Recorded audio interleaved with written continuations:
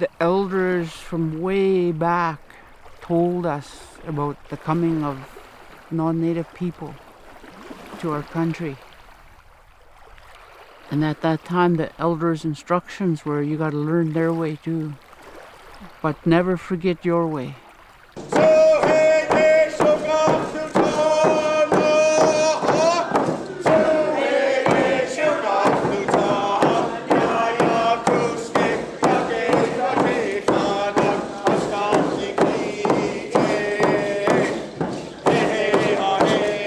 These poles represent the 5 clans of the Teslin Tlingit Council.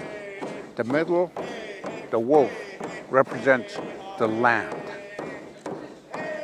The frog, water. And the beaver represent the water. The raven and the eagle represent the sky. And if you notice, they're all facing inland because we're inland people. On the coast, they're facing the water. Our history is in this area that we're in right now is thousands of years old. We first moved inland from the coast. Moved inland to come up to Stikine, back down to Taku. We're the original title holders of this land. And as such, we require the government to enter into negotiations with us to provide certainty for the government and for ourselves on what parcels of land and how our rights will be protected in this area, how our title will be protected in our traditional territory. The original negotiations started in early 70s. Council of Yukon-Indians' mandate was primarily to negotiate the issue of title. The whole essence of the negotiations was for us to take control back from the federal government. Like when that document first was presented, a few of us wondered, how long is this going to take? The answer was no more than 6 months. 20 years later, we're still.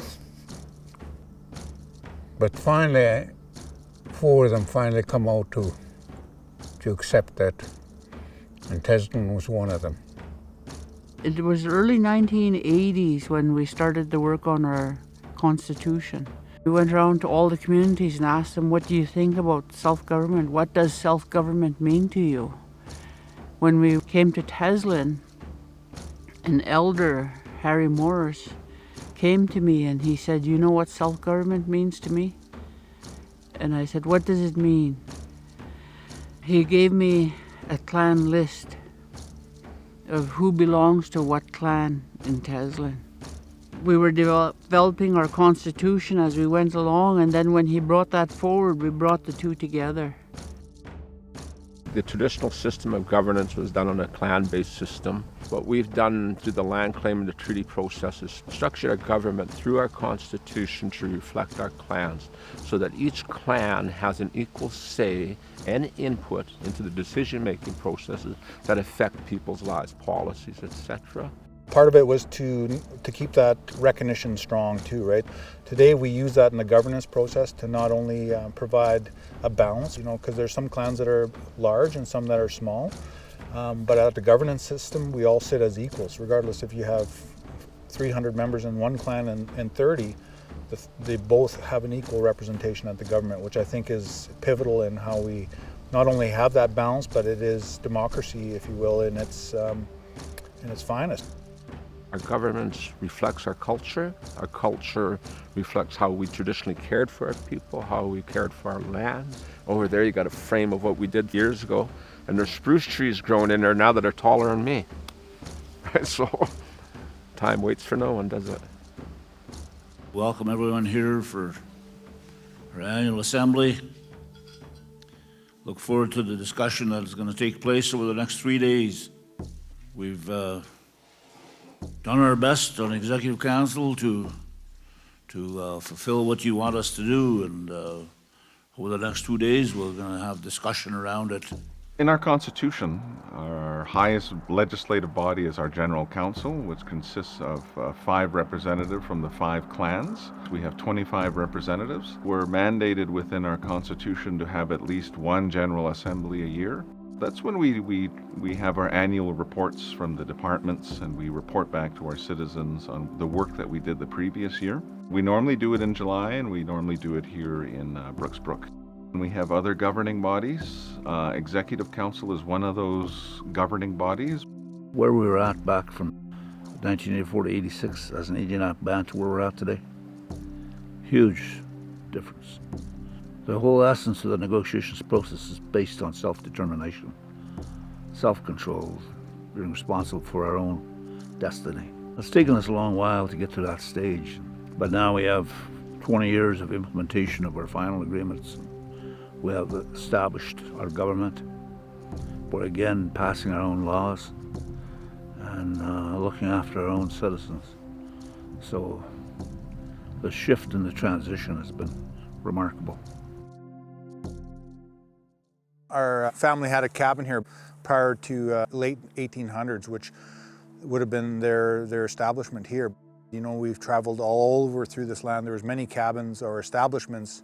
We moved from season to season, or you know, if we're going to hunt caribou or moose, we're in different areas, or if we're going to trap beaver.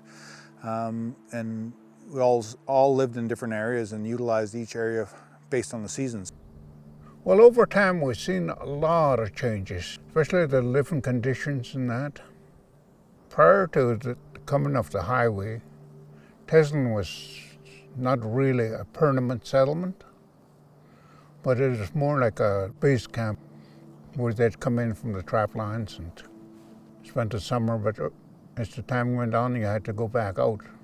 When we seen those big machines come, I was 7 years old. When they start taking down all the trees and the traffic. Because that was all new to us. We never ever seen anything like that. Hermit Lake, one of our traditional recreational areas. This is the downtown corridor. And now we're looking at and have established a subdivision in this area. We had no running water, had no electricity. When I left at 9, I came back in 1983, and we had electricity and we had running water. We've gone from a little village, and we now have subdivisions. This is a memorandum of understanding and dealing with traditional pursuits from 1987.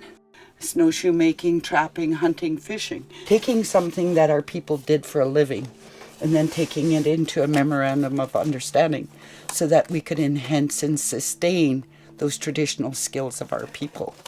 To come from an oral history myself and then see what I'm leaving for the children in records. My past clan leader, Tom Peters, used to say, as a people, we've gone from snowshoes to satellites. So I really believe that.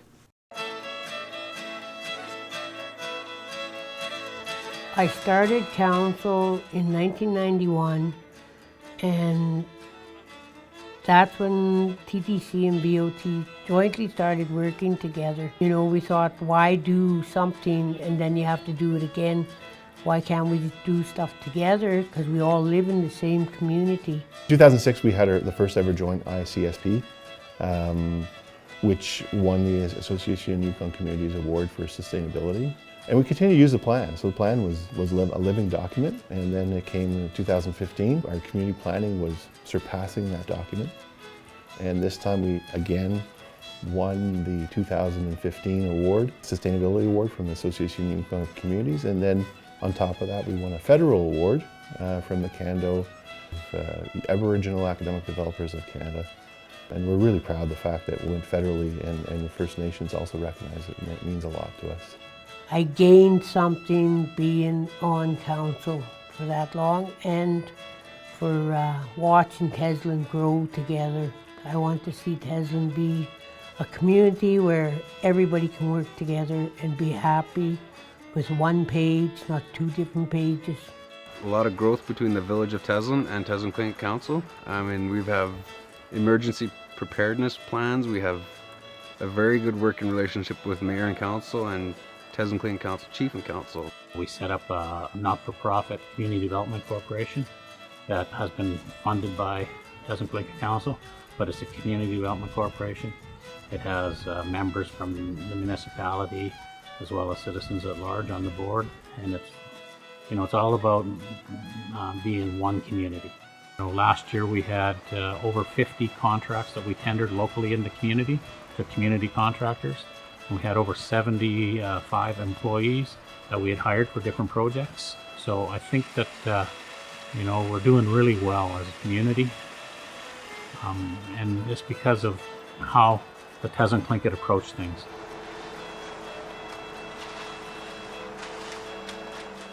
Yeah, the fundamental shift, both at the government level, is being responsible for providing a service to our citizens, representing our citizens with other governments, and functioning as true governments, enacting laws, enforcing those laws. We've also negotiated one of the first agreements in Canada with the federal government, Government of Yukon, on justice. Our negotiations started in 1997. We signed an agreement in principle in 2002. We signed off our justice agreement for the court part in 2011. We signed an agreement with Canada and Yukon. That agreement's the first of its kind in Canada. I've been in the role of Chief Peacemaker for 3 years, just over 3 years. Peacemaker Court is unique in the aspect of we're the only First Nation in Canada to have control of our own justice system through the administration of justice agreement that we have with the federal government. We have sort of a staged approach to how we're doing business, and the first stage is doing mediation. We are trying to do that in a way that reflects not just the mediation commonly used process right now, but also reflects our cultural way of doing, because we had some similarities, so we try to inject that type of approach to how we do that business. I think we're on the right track in many ways. We have a government that operates based on who we are as a clan-based government. That's also how we run our society. That's how we run our justice. The culture and the language form the cornerstone of who we are as a people. Without our language, without our culture, it's like a nation will be non-existent.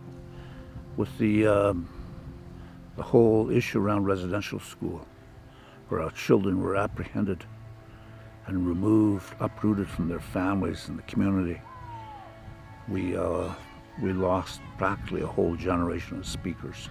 The language becomes pivotal, critical. The direction that we received from our elders was to ensure that our language continue to thrive and to continue to grow. The Tlingit language it's an isolate of the Na-Dene language group, so it's very distantly related to other indigenous languages from the Yukon, but it's very, very different. It's basically unique.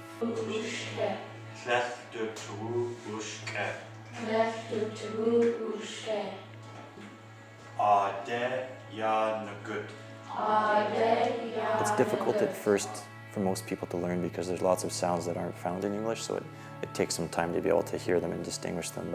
But once you get started, it's not as hard as people make it out to be.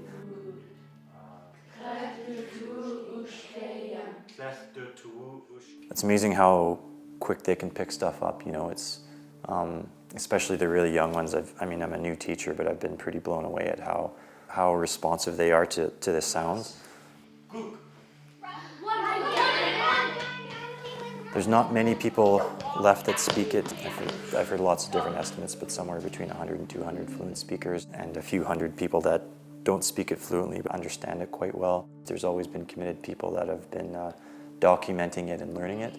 I think the chances of Tlingit being spoken widely again are very high.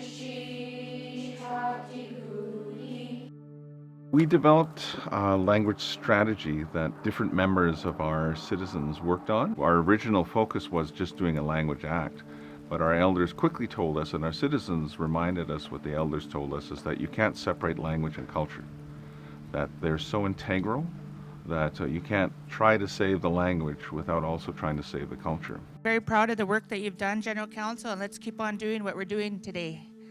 Language and Culture Act is going to be presented by Dwayne, Tim, and Victoria.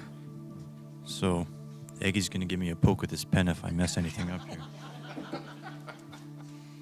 Tlingit Council Kahashagun, Language Act Preamble. Wadeslin Tlingit Chasiti Cha Ha'aish Kathnik, Yukatanka Kusti Hajiru, at Yamtusika Ha'idich Ya Hasna Adi at Tlingit Hastajias, Chuakaye Jigachtune Kawush Gachtihain. So it's the first step that we've taken as a government to formally acknowledge and to establish that our language will be our official language. The advice that we have received from the elders, the advice that we received from clan leaders are being implemented by the government. It was a momentous occasion when the official language act was passed by General Council. It was a significant day for us. Do we have a mover? We have Wilma, Keishi, we have a seconder. Dolores. I declare this motion passed by consensus.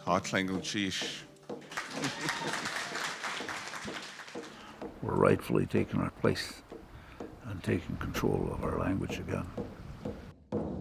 Gunana, hey, hey, gasta da gunana, hey, hey, ho, hey, ho, hey, hey, de gunana, hey, hey, gasta da gunana, hey, hey.